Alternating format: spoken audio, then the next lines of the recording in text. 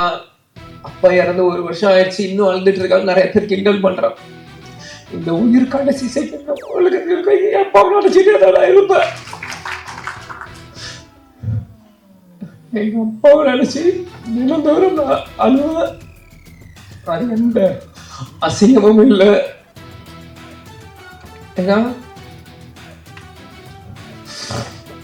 சிங்கம்புலி என்ன சொன்ன மாதிரிதான்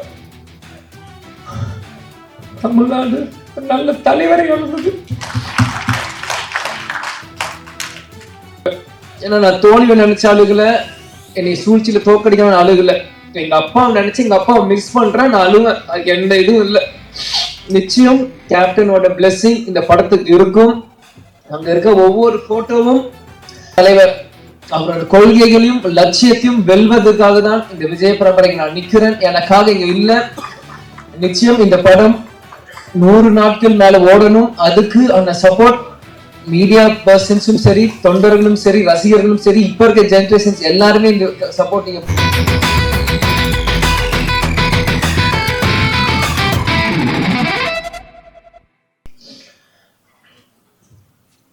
அனைவருக்கும் வணக்கம். கேப்டன் பிரபாகர் இந்த படம் பார்த்தீங்கன்னா உண்மையிலேயே ஒரு தமிழ் சினிமாவில் எவர் கிரீன் படம். இன்னைக்கும் ஒரு அசைக்க முடியாத ஒரு டைட்டில். இந்த க்ரூ இருக்காங்கன்னா அது மிகையாகாது. அன்னைக்கு கேப்டனும் சரி, பப்பானா லைக் ரவுத்தர் சார் வந்து நான் சின்ன வயசுலேருந்து பப்பா அப்படின்னு கூப்பிடுவேன். ஏன்னு எனக்குன்னு தெரியாது. அது பப்பான்னு தான் அவளுக்கு நான் கூப்பிடுவேன். அது பாப்பான்றது வந்து சின்ன வயசுல பப்பாவும் மாறிடுச்சு எனக்கு தெரியல. அதனால அது அப்பான்னு தான் அவளை நான் கூப்பிடுவேன். ஸோ கேப்டனும் ராவுத்தர் வாப்பாவும் 2 பேரும் ஒரு மிகப்பெரிய ஒரு படத்தை உருவாக்குறதுக்கு முக்கியமான காரணமா இருந்த செல்வமணி சாரும் இந்த நேரத்தில் நான் சொல்லிக்கிறேன். இந்த கேப்டன் பிரபாகரன் நீங்க பாத்தீங்கன்னா இது கேப்டனோட 100வது படம். ஆனா கேப்டன் மறைந்து ரீரிலீஸ் ஆகி இது கேப்டனோட முதல் படமாக நம்ம எல்லாருமே அதை கொண்டாடணும். கேப்டன் நடிச்சது 156 படம். அதுல 100வது படம் கேப்டன் பிரபாகர் தான். இது முதல் படம். இதே மாதிரி அவர் நடிச்ச 150 படத்துக்கு மேலேயும் இனி வரும் ஒரு வருஷம் அதை ரீரிலீஸ் பண்ணி இப்ப இருக்க யங்ஸ்டர்ஸ்க்கும் இப்ப இருக்க ஜென்ரேஷன் அந்த மாதிரி ஜென்சி கிட்ஸ் அப்படின்னு சொல்ற மாதிரி இப்ப இருக்க ஜென்ரேஷன்ஸ்க்கு அன்னைக்கு கோல்டன் பீரியட்ல சினிமா இன்னைக்கு வந்து டிஜிட்டலா இருக்கு. அன்னைக்கு ரீல் காலத்துல ரீல்ஸ் செல்வமணி சார் சொன்ன மாதிரி அன்னைக்கு எப்படிலாம் கஷ்டப்பட்டு இந்த மாதிரி ஒரு படைப்பை உருவாக்குனாங்க. இன்னைக்கு ஜென்ரேஷன்ஸ்க்கும் ஃபிலிம் இன்ஸ்டியூட் ஸ்டூடெண்ட்ஸ்க்கும் இது ஒரு கேஸ் ஸ்டடி மாதிரி. இந்த படங்கள் ரீரிலீஸ் பண்ணும்போது தான் அப்பற்பட்ட 80s 90s அந்த இருக்க டைரக்டர்ஸ் ப்ரொடியூசர்ஸ்ல எப்படிலாம் கஷ்டப்பட்டு ஒரு படத்தை எடுத்தாங்க இப்ப இருக்க யங்ஸ்டர்ஸ்க்கு அது நிச்சயமா அது புரியும். இன்னைக்கு இந்த கமலா சினிமால இருந்து நம்ம பேசிட்டு இருக்கோம். வரும்போது முதல்ல இந்த கமலா தியேட்டர் ஓனர் வந்து நீங்க வெல்கம் டு கமலா அப்படின்னு சொன்னார். சின்ன வயசுல இருந்து கேப்டன் படங்கள் எத்தனையோ படங்கள் கமலா தியேட்டர்ல விசில் அடிச்சு நான் பார்த்திருக்கேன். ஞாபகம் இந்த தியேட்டர் எனக்கு கொடுக்குது. பிறகு ராவுத்தர் பப்பாவும் கேப்டனும் எப்படிலாம் ஒரு ஃப்ரெண்ட்ஷிப்பா இருந்து பல படங்கள் அவங்க தயாரிச்சாங்க. அதுல 60-70% எல்லாமே மிகப்பெரிய ஒரு ஹிட் அந்த படங்கள் எல்லாமே. அதே மாதிரி பாத்தீங்கன்னா கேப்டன் பிரபாகர் டெக்னீஷியன்ஸ் அப்படின்னு பாத்தீங்கன்னா இன்னைக்கு இவங்க எல்லாருமே சினிமா ஜாம்பவான்களா இருக்காங்க. நம்ம எல்லாருமே ஒரு டைம் டிராவல் பண்ணி ஒரு 34 years முன்னாடி போவோம். இன்னைக்கு எல்லாம் எப்படி அவங்களாம் அன்னைக்கு இருந்திருப்பாங்களோ எனக்கு அதே வேகத்தை அதே உத்வேகத்தோட ஒவ்வொருத்தங்க பேசும்போது அவங்க கண்ணிலையும் அவங்க இதுல நான் பார்த்தேன்.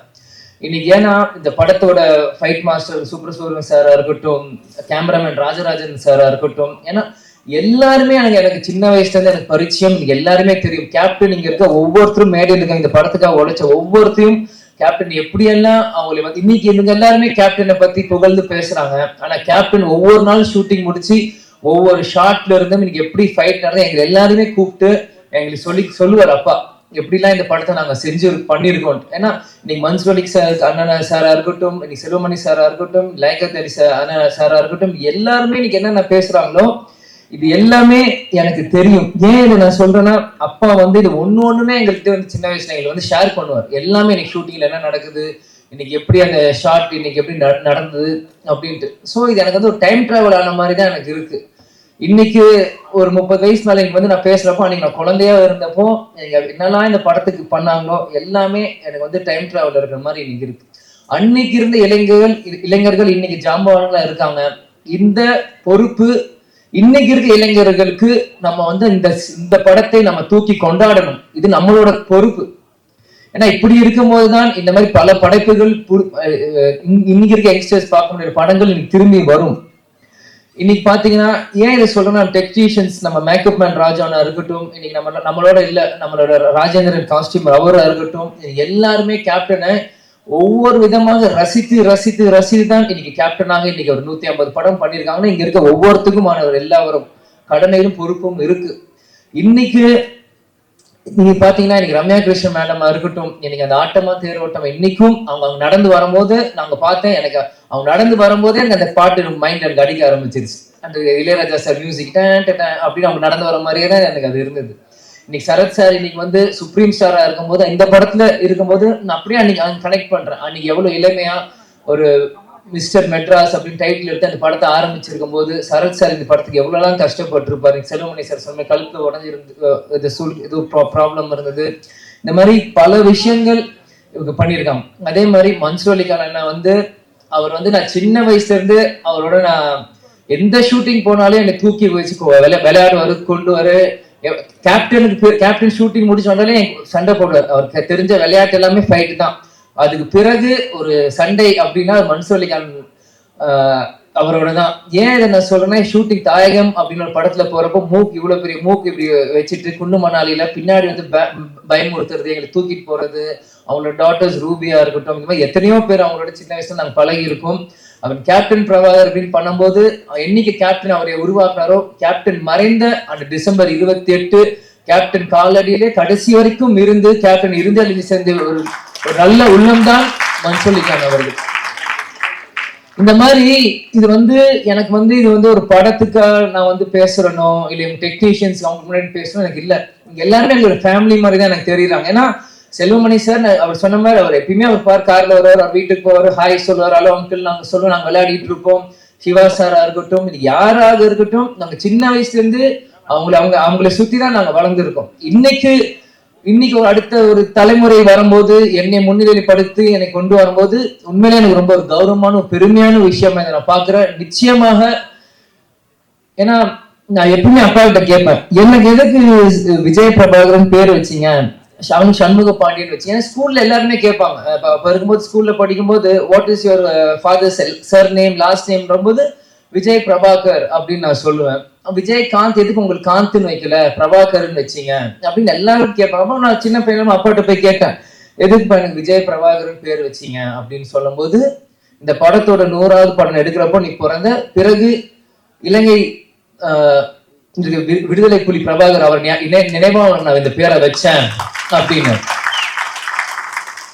ஆனா இந்த பேரு உனக்கு இப்ப வச்சது உனக்கு புரியாது, நான் நாளைக்கு இல்லைனாலும் இந்த பேர் உன்னை பேர் சொல்லி உனக்கு உயர்த்தும் அப்படின்னு.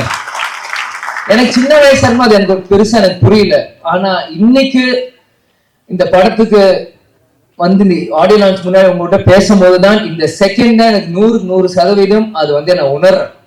ஏன்னா இந்த இப்ப இருக்க ப்ரொடியூசர் நம்ம கார்த்திக் டிஸ்ட்ரிபியூட்டர் வந்து போன வாரம் கட்சி ஆபீஸ் என்னை வந்து சந்திச்சு இந்த மாதிரி நீங்க கண்டிப்பா இந்த படத்துக்கு நீங்க வரணும் ஆடியோ லான்ச்ன்றப்போ அன்னைக்கு செல்வமணி சாரும் கூப்பிட்டுருக்காங்க அப்படின்னு எனக்கு வந்து மறுப்பு சொல்ல முடியல.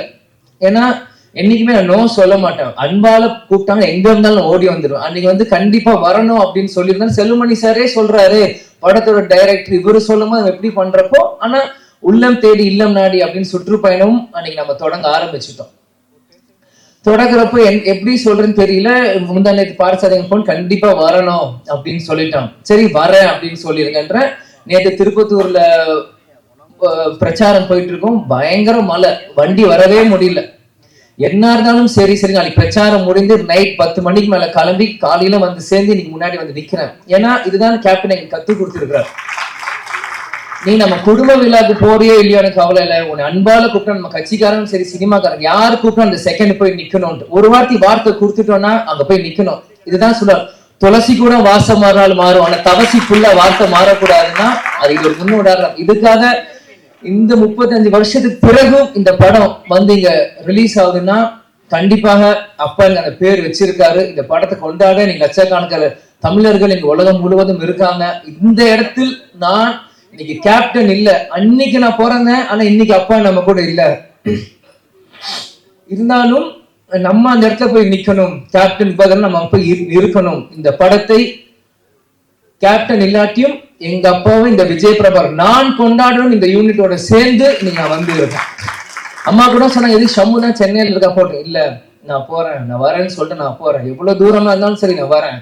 முடிச்சுட்டு நாளைக்கு காலம் திரும்பியும் வந்து சுற்றுப்பயணம் நான் கலந்துக்கிறேன். ஆனா இன்னைக்கு வேற எந்த படம்னா கூட நான் யோசிச்சிருப்பேன். ஆனா இந்த டைட்டில், இந்த கேப்டன் பிரபாருக்கு இந்த விஜய் பிரபார் கண்டிப்பா வரணும், அப்பா இல்லாத நேரத்தில் இந்த விஜய் பிரபார் கண்டிப்பா இங்க இருக்கணும் அப்படின்னு சொல்லி வந்து இந்த விழாவில் நான் பங்கேற்றதுக்கு எனக்கு உண்மையிலேயே ரொம்ப சந்தோஷமாவும் பெருமையாவும் இருக்கு. நான் வாழ்ந்த இந்த வாழ்க்கைக்கு முதல் பலன் நான் அடைஞ்சிட்டேன் அப்படின்னு தான் நான் நினைக்கிறேன். ஏன்னா சின்ன வயசுல இருந்து எல்லாருமே என்னை வந்து பிரபாகரன் பிரபாகரன் பிரபாகரன் போது, நீ அந்த படத்தப்ப பிறந்த அப்பாங்க இல்ல இல்ல நான் எமோஷன் ஆக கூட இருந்தா இருக்கேன்.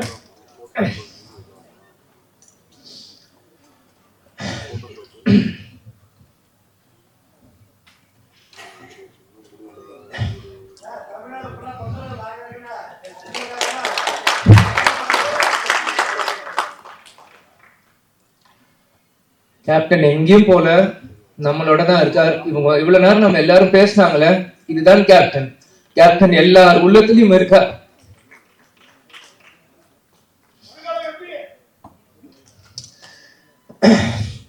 அதெல்லாம் எனக்கு முக்கியம் இல்ல, கடைசி வரைக்கும் நம்ம விஜயகாந்த் பையன்றது எனக்கு தெரியும்.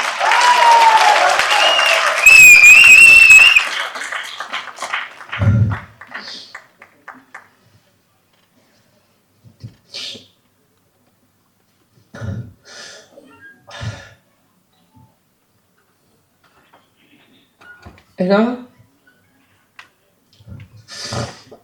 சிங்கம்புலி என்ன சொன்ன மாதிரிதான் தமிழ்நாடு நல்ல தலைவரை வளர்ந்தது.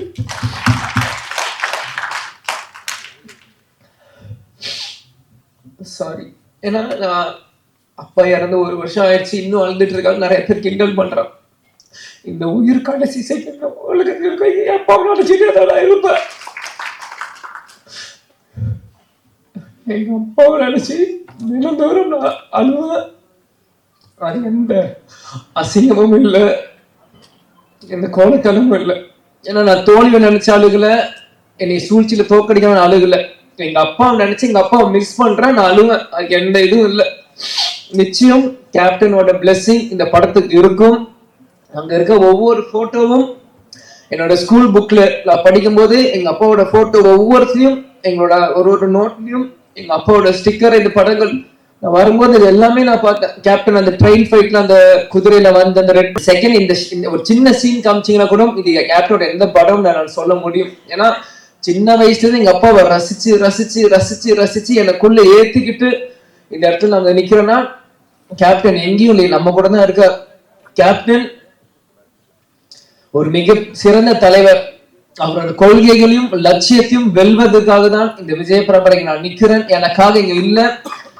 நிச்சயம் இந்த படம் 100 நாட்கள் மேல ஓடணும். அதுக்கு அந்த சப்போர்ட் மீடியா பர்சன்ஸும் சரி, தொண்டர்களும் சரி, ரசிகர்களும் சரி, இப்ப இருக்க ஜெனரேஷன்ஸ் எல்லாருமே இந்த சப்போர்ட் நீங்க பண்ணணும் நான் கேட்டுக்கிறேன்.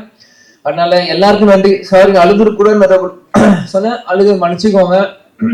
அதே மாதிரி இவ்வளவு நேரம் மீடியா பர்சன்ஸ் இருந்தீங்க, 11 ஆச்சு. உங்களுக்கும் நன்றியை நான் தெரிவித்துக் கொள்கிறேன். குருவுக்கும் நன்றி. நன்றி, வணக்கம், தேங்க்யூ.